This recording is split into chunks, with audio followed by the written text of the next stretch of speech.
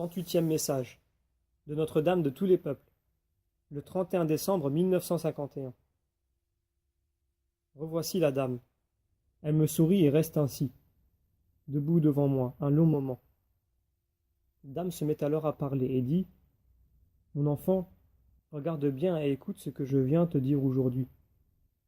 Je n'apporte pas une nouvelle doctrine. La doctrine est bonne, mais les lois peuvent être changées. » La dame montre alors le globe du doigt. Tout d'un coup, je vois Rome et un pape.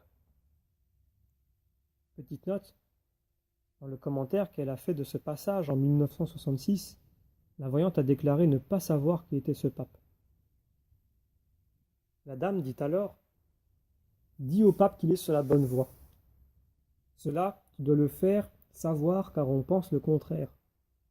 L'esprit de justice et de vérité régnera toujours sur le monde. Je le dis une fois encore, ce pape est sur la bonne voie. Je le dis une fois encore, ce temps, c'est notre temps. Je te donne maintenant la raison de ma venue. Une fois encore, je dis, je ne viens pas apporter une nouvelle doctrine. Il y a déjà une doctrine.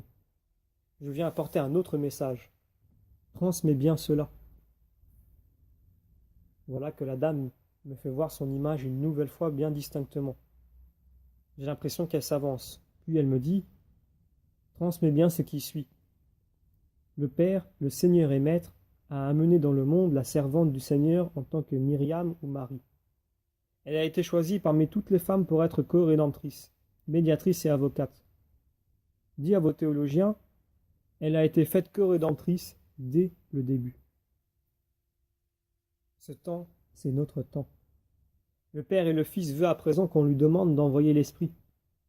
Je t'ai dicté la simple prière et montré comment je voulais qu'elle soit diffusée dans le monde entier. Eh bien, continue à la diffuser. Cette simple prière est donnée pour tous les peuples. Fais ton travail et veille à la diffusion. » Je dis alors à la dame : « Mais on m'en empêche. » La dame me sourit et dit : « Tu dois faire ce que je te dis. Va trouver ton évêque et dis-lui que je veux être la dame de tous les peuples qui est envoyée par le Père en ce temps. » Une fois encore, je dis : l'Église de Rome ne fera rien qui soit en contradiction avec la doctrine. Eh bien, cette action n'est pas en contradiction avec la doctrine. Le temps presse, il faut bien le savoir. Tous les peuples gémissent sous le joug de Satan. Personne ne sait à quel point cela s'immisce. Je mets en garde les peuples de ce monde. Le temps est grave et presse. L'Église de Rome a maintenant une chance à saisir. Elle s'affermira au fur et à mesure que la lutte se fera plus acharnée.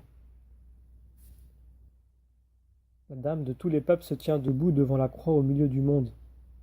Elle vient sous ce nom en tant que co-rédemptrice, médiatrice et avocate en ce temps.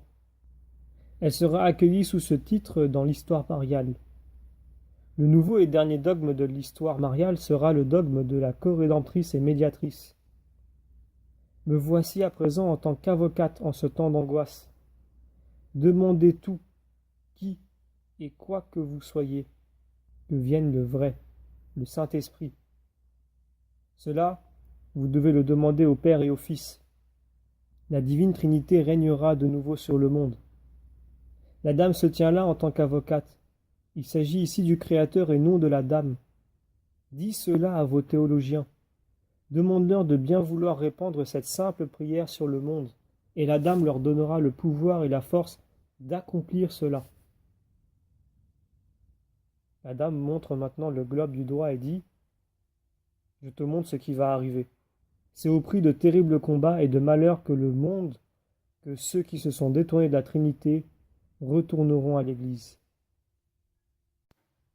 C'est pourquoi je te le répète, Rome, saisis ta chance. Sois large d'esprit et n'agis que par amour. L'amour est à même de sauver ce monde désemparé. Ramène tous les peuples à leur Créateur. Apprends-leur combien il est simple de voir le Créateur. Les hommes doivent traiter leurs prochains comme eux-mêmes. Il n'y a pas de doctrine plus simple. Que chacun s'en tienne à ces deux choses, et vous aurez en main l'Église de Rome. Une foi simple, cela peut apporter le salut aux hommes. Un grand bouleversement se produira en Russie. La dame marque alors une pause, puis elle reprend d'une voix très distincte et lente. Après bien des combats, la Chine se tournera vers notre mère l'Église.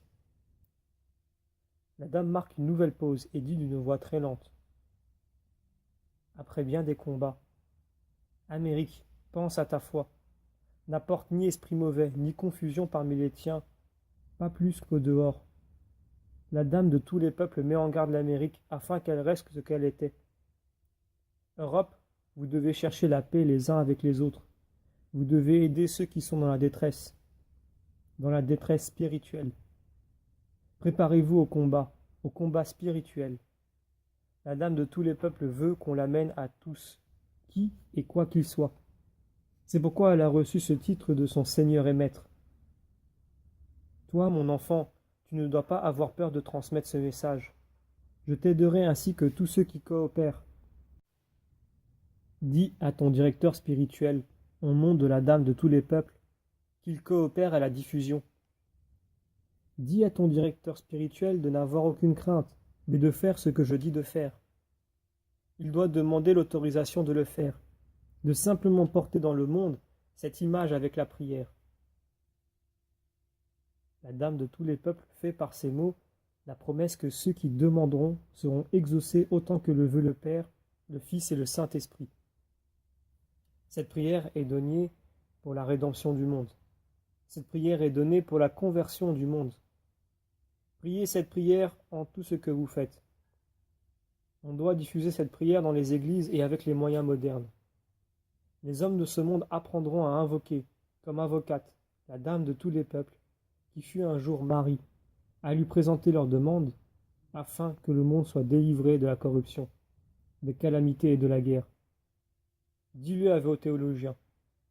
Ce temps, c'est notre temps. Viens devant cette image et présente tes demandes. Et voici que la dame, lentement, disparaît. Fin du 38e message.